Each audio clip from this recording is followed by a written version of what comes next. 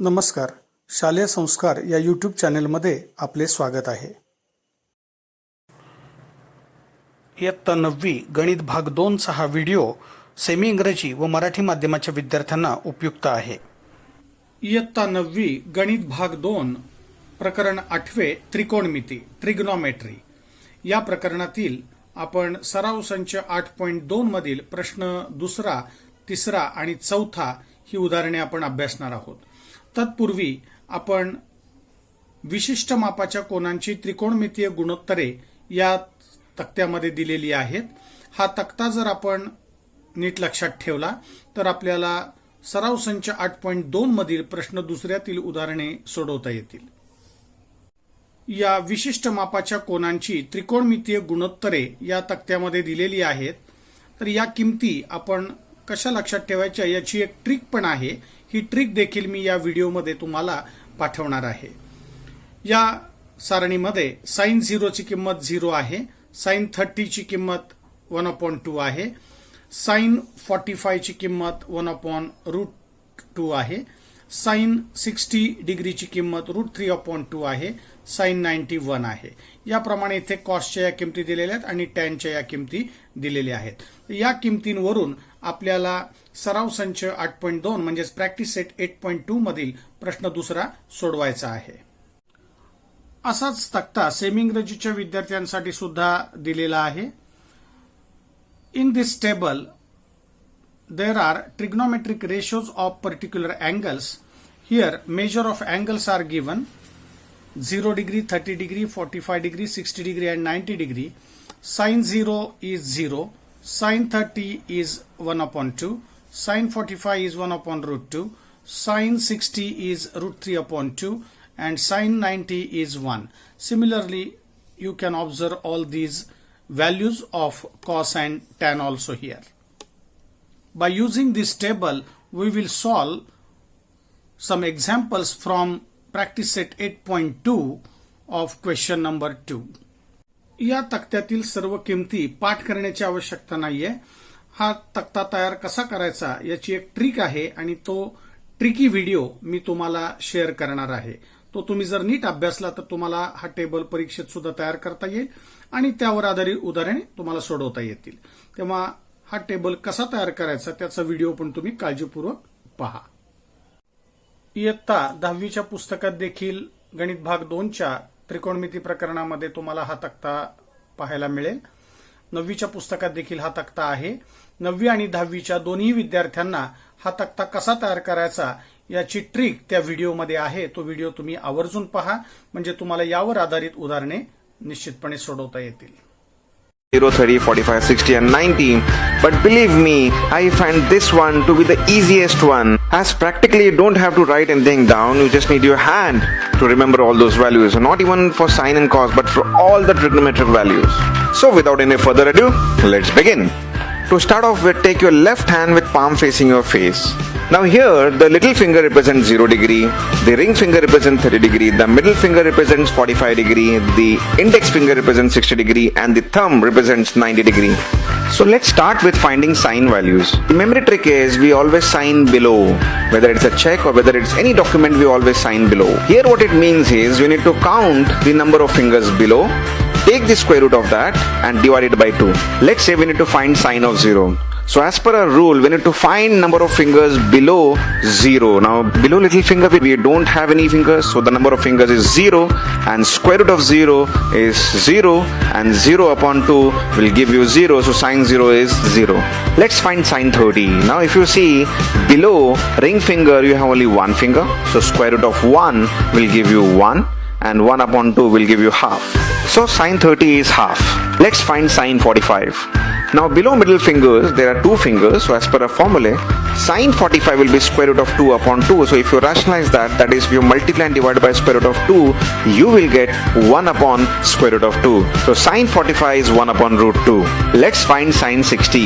Now if you see below index finger there are three fingers, so as per our formula sine 60 will be √3/2. Let's find sine 90. Below thumb you will see there are four fingers, so as per our formula square root of 4/2 will give you 2/2, which happens to be 1. So sine 90 is 1. So sine 0 is 0. Sine 30 is half. Sine 45 is 1 upon root 2. Sine 60 is root 3 upon 2. And sine 90 is 1. Likewise for cos, the only difference is we are going to count the number of fingers above instead of counting it below. So let's say if we want to find cos of 0, then what we do is we count the number of fingers above the little finger. So square root of 4 upon 2 will give you 2 upon 2, which is 1. So cos 0 is 1. Now let's find cos of 30. Now you can see that above ring finger there are 3 fingers. So according to our formula, cos 30 will be root of 3 upon 2.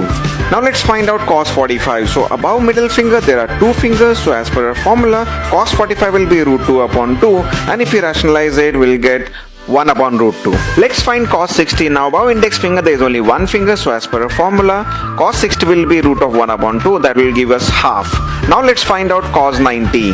Now above thumb there are no fingers. So cos of 90 will be root of 0 upon 2. Now root of 0 is 0 and 0 upon 2 is 0. So cos of 90 is 0. Now for tan we just flip our hand. Observe the little finger is 0, ring finger is 30, middle finger is 45, index finger is 60 and thumb is 90, same as the previous one. We have just flipped it. Now the formula to find tan is very simple. It's square root of the fingers above upon square root of the fingers below. Remember, square root of the fingers above upon square root of the fingers below. Now let's find tan of 0. Now as per our formula, we need to find number of fingers above little finger and also below little finger. So above little finger you can see there are no fingers, so number of fingers will be 0. And below little finger there are 4 fingers, so number of fingers is 4. So root of 0 upon root of 4 will give you 0. So tan of 0 is 0. Now let's find tan of 30. So as per the formula, we need to count number of fingers above ring finger and below ring finger. So above ring finger we have 1 finger and below ring finger we have 3 fingers. So root of 1 upon root of 3 will give you 1 upon root 3. So tan 30 is 1 upon root 3. Now let's find tan of 45. Now you can see above middle finger we have 2 fingers and below middle finger we have 2 fingers. So we'll get root of 2 upon root of 2, which is 1. Now let's find tan 60. So you can see above index finger we have 3 fingers and below we have 1 finger. So tan of 60 will be root of 3 upon root of 1, which will give us root 3. So tan of 60 is root 3. Now let's find tan of 90. Now you can see above thumb there are 4 fingers and below there are no fingers. So root of 4 upon root of 0, that will give us 2 upon 0. But you all know that if in the denominator we have 0, then that fraction is not defined. So tan of 90 comes out to be not defined. So my dear friend, wasn't it so easy? Just using your hands you can find out sine, cos and tan, and once you know sine, cos, tan, it is easy to find cosec, sec and cot. I hope you have enjoyed my video. Do subscribe and do share it if you like it. Do check out my website speedmath.in and do follow me on my Instagram. सराव संच 8.2 म्हणजेच practice set 8.2 मधील प्रश्न दुसरा सोडूया. प्रश्न दुसरा असा दिलेला आहे, मराठी माध्यमासाठी दिलेला आहे, किमती काढा. सेमी इंग्रजीच्या विद्यार्थ्यांसाठी दिला फाइंड द व्हॅल्यूज ऑफ. पहिलं उदाहरण यातलं सोडूया. 5 गुणिले साइन 30 अंश अधिक 3 गुणिले टॅन 45 अंश म्हणजेच 5 into sine 30 degree plus 3 into tan 45 degree असं आपल्याला गणित दिले. यामध्ये किंमत काढायची आहे या राशीची. मग यासाठी आपल्याला तक्त्यावरून साइन 30 ची किंमत आपण तक्त्यावरून शोधली, 1/2 आहे आणि टॅन 45 म्हणजे टॅन 45 ची किंमत आहे 1. मग या दोन्ही किमती आपल्याला माहिती झालेल्या आहेत. त्या किमती आपण इथे दिलेल्या गणितामध्ये ठेवूया आणि उत्तर काढूया.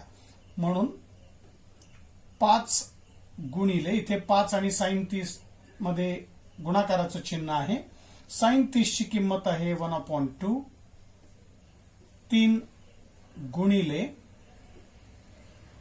टॅन 45 ची किंमत आहे 1. मग हे पुढच्या पायरीला आपण सोडूया. 5/2 5 1 5 गुणाकार झाला अंशात, छेदातले 2 तसेच आहेत. 3 1 3 म्हणून 5/2 अधिक 3 आहे. इथे 3 चा छेद दिलेला नाही म्हणजे 1 आहे, म्हणजे इथे छेद भिन्न आहे, डिनॉमिनेटर डिफरंट आहे. आपल्याला हे सोडवायचं आहे. तिरकस गुणाकार करूया. 5 1 5 3 2 6 आणि छेदाचा गुणाकार छेदात 2 1 2 झाला म्हणजेच 6 5 11/2 म्हणजे या दिलेल्या राशीची किंमत आली 11/2 11/2. आता आता सराव संच 8.2 मधील प्रश्न दुसऱ्यातील दुसरं उदाहरण सोडूया. उदाहरण आहे किमती काढा, फाइंड द व्हॅल्यूज ऑफ. आणि उदाहरण असं दिलेलं आहे 4/5 tan square 60 plus 3 into sine square 60. 4/5 गुणिले tan वर्ग 60 अंश अधिक 3 गुणिले साइन वर्ग 60 अंश. मग तक्त्यावरून आपण tan 60 आणि साइन 60 ची किंमत काढून घेतली. ती किंमत अशी आलेली आहे, tan 60 ची किंमत √3 आहे आणि साइन 60 ची किंमत √3/2 आहे. या किमती आपण या गणितात आपण इथे ठेवणार आहोत आणि या राशीची किंमत काढणार आहोत. या एक्सप्रेशनची किंमत आपण इथे काढूया. मग म्हणून 4/5 आहे तसेच गुणिले tan वर्ग 60 आहे. tan 60 ची किंमत √3 आहे. मग √3 चा स्क्वेअर करायचा आहे, वर्ग करायचा, कारण इथे गणितात वर्ग आहे. अधिक 3 ला 3 तसेच ठेवले गुणिले साइन वर्ग आहे. पण साइन 60 ची किंमत इथे दिलेली आहे, तक्त्यामध्ये आलेली आहे √3/2. मग त्याचाही वर्ग केलेला आहे. दिलेल्या किमतीचा वर्ग करायचा, कारण इथे गणितात tan वर्ग आहे आणि साइन वर्ग आहे, म्हणजे किमतींचे वर्ग केलेले आहेत. आता हे पुढे सोडूयात. 4/5 गुणिले √3 चा वर्ग येईल 3 येईल आणि 3 इंटू √3 चा स्क्वेअर 3 आणि छेदातल्या 2 चा वर्ग झाला 4, म्हणजेच 12/5. 4 12/5 अधिकला अधिक तसंच 3 9/4 आपल्याला अशा किमती मिळाल्या. मग आता हे पुढे आपण सोडवणार आहोत. इथे छेद भिन्न आहे, म्हणजे तिरकस गुणाकार करून आपण सोडू शकतो, किंवा 12 × 48 झाला गुणाकार, यांचा गुणाकार झाला 9×5 = 45 आणि छेदाचा गुणाकार छेदात लिहिला 5 × 20. मग यांची बेरीज झाली 93/20. म्हणजे या राशीची, या एक्सप्रेशनची व्हॅल्यू आलेली आहे 93/20. सराव संच 8.2 प्रश्न दुसऱ्यातील तिसरं आणि चौथं उदाहरण आता आपण सोडवणार आहोत. किमती काढा, find the values of 2 into sine 30 degree plus cos 0 degree plus 3 into sine 90 degree. Marathi माध्यमासाठी वाचून दाखवतोय. 2 गुणिले साइन 30 अंश अधिक कॉस 0 अंश अधिक 3 गुणिले साइन 90 अंश.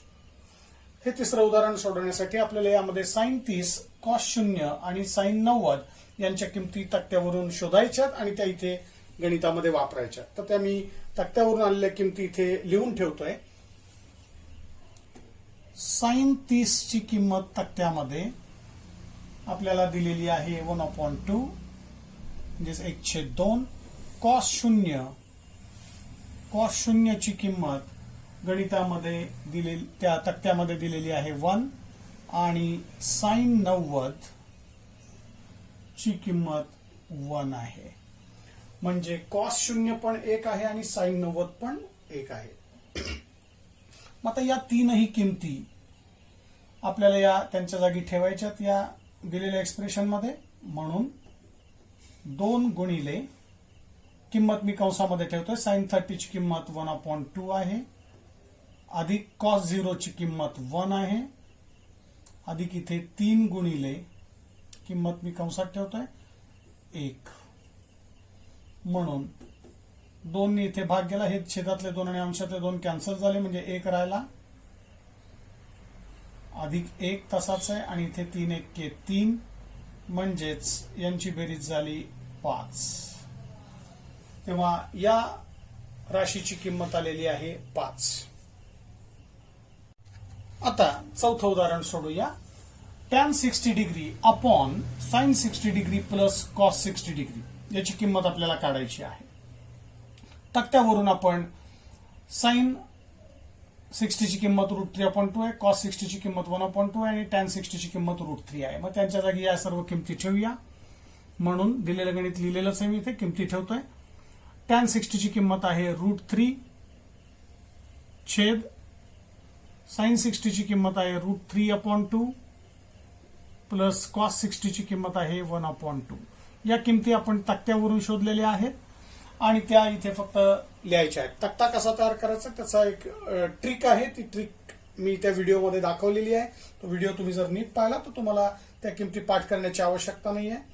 या किमती याच्यात मी ठेवल्या. आता याला सोडवतोय पुढे. √3 आहे तसाच अंशातला. इथे छेदामध्ये या दोघांची बेरीज करताना छेद समान आहे, त्यामुळे छेद तसाच. √3+1 अंशांची बेरीज झाली, म्हणून √3 अपॉन हे आहेत √3+1/2. मग अंशाला छेदाने भागायचंय म्हणजेच उलटून गुणायचंय. इथे येईल 2/√3+1. या छेदाने या वरच्या अंशाला भागायचंय, तर अंश आहे तसाच लिहिला आणि छेदामध्ये परत अपूर्णांक आलेला आहे, याला मी भागिले उलटून गुणिले केलेला आहे, म्हणजेच उत्तर आलं 2 × √3. यांचा गुणाकार आपण केलेला नाही आहे तसं लिहिलंय, अपॉन √3+1. म्हणजे या राशीची किंमत आलेली आहे 2 × √3 छेद √3+1. आता सराव संच 8.2 मधील प्रश्न दुसऱ्यातील शेवटची राहिलेली दोन्ही उदाहरणे आपण इथे सोडवूया. 5वं उदाहरण असं दिलेलं आहे, cos² 45 degree plus sin² 30 degree. We have to find the value of this expression. किमती काढायच्या आहेत असं गणित दिलेलं आहे. cos² 45 अधिक sin² 30. मग या तक्त्यावरून आपण या cos 45 आणि sin 30 च्या किमती लिहून घेऊया. sin 30 ची किंमत तक्त्यामध्ये दिलेली आहे 1/2 आणि cos 45 ची किंमत तक्त्यामध्ये आहे 1/√2. या दोन्ही किमती इथे गणितात मी वापरतोय. cos² आहे, मग cos 45 ची किंमत आहे 1/√2, त्याचा वर्ग करायचा कारण इथे cos² आहे. sin² आहे, sin ची किंमत आहे 1/2, त्याचाही वर्ग केला. आता हे वर्ग कंस आपल्याला सोडवायचे आहेत. 1 चा वर्ग अंशाचा 1च येणार आहे आणि √2 चा वर्ग 2 येईल, कारण √2 गुणिले √2 झाले √4 आणि 4 म्हणजेच 2 येईल, कारण 4 चा वर्गमूळ 2 येईल. इथे 1 चा वर्ग अंशात 1 येईल आणि छेदातल्या 2 चा वर्ग होईल 4. मग आता ही बेरीज आपल्याला करायची आहे 1/2 अधिक 1/4. मग इथे छेदाचा गुणाकार छेदात केला, 4 दुने आपण 8, किंवा लसावी पद्धतीने सोडवू शकतो आपण. लसावी 4 येईल, 4 दुने 8. मी इथे तिरकस गुणाकार करतोय, 4 दुने 8 आणि 4 1 4 अधिक इकडे 2 1 2, म्हणजे या दोघांचा तिरकस गुणाकार केला, या दोघांचा तिरकस गुणाकार केला आणि छेदाचा गुणाकार छेदात लिहिला. 4 आणि 2 ची बेरीज झाली 6/8. इथे 2 ने भाग जाईल, 2 त्रिक 6, 2 चौक 8, म्हणजेच 3/4 अशी किंमत आपल्याला याची मिळाली आहे. तेव्हा या cos 45 आणि sin 30 च्या किमती आपण तक्त्यावरून इथे शोधल्या आणि त्या किमती याच्यात वापरून आपण हे सोडवलेलं आहे. अतिशय सोपी उदाहरणे आहेत. तक्ता फक्त लक्षात ठेवायचा आहे आणि तो तक्ता कसा तयार करायचा आहे तो मी त्याची जी ट्रिक आहे ती एका व्हिडिओमध्ये दाखवलेली आहे. आता प्रश्न दुसऱ्यातील शेवटचं 6वं उदाहरण सोडूया. उदाहरण असं दिलेलं आहे, cos 60 degree into cos 30 degree plus sin 60 degree into sin 30 degree. यामध्ये तक्त्यावरून आपण या चारही किमती इथे शोधल्या. cos 60 दिलेला आहे 1/2, cos 30 आहे √3/2, sin 60 आहे √3/2 आणि sin 30 आहे 1/2. या व्हॅल्यूज याच्यात ठेवतोय आणि सोडवतोय. म्हणून इज इक्वल टू cos 60 ची व्हॅल्यू आहे 1/2 इंटू cos 30 आहे √3/2, प्लसला प्लस तसंच आहे. sin 60 ची व्हॅल्यू आहे √3/2 इंटू sin 30 ची व्हॅल्यू आहे 1/2. म्हणून इथे गुणाकार झाला 2 दुने 4 छेदात, √3 इंटू 1 √3 प्लस √3 इंटू 1 इथे √3, छेदाचा गुणाकार छेदात झाला, 2 दुने 4 आणि आता इथे छेद समान आहे त्यामुळं छेदामध्ये 4 तसेच ठेवलंय. अंशाची बेरीज झाली √3 प्लस √3 म्हणजेच 2√3.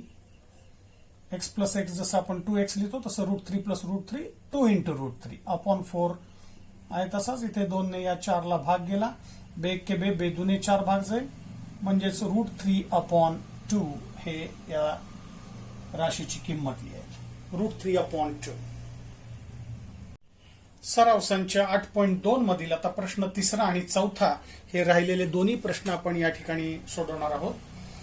तिसरा प्रश्न असा दिलेला आहे मराठी माध्यमासाठी, जर साइन थिटा बरोबर 4/5 तर कॉस थिटाची किंमत आपल्याला काढायची आहे.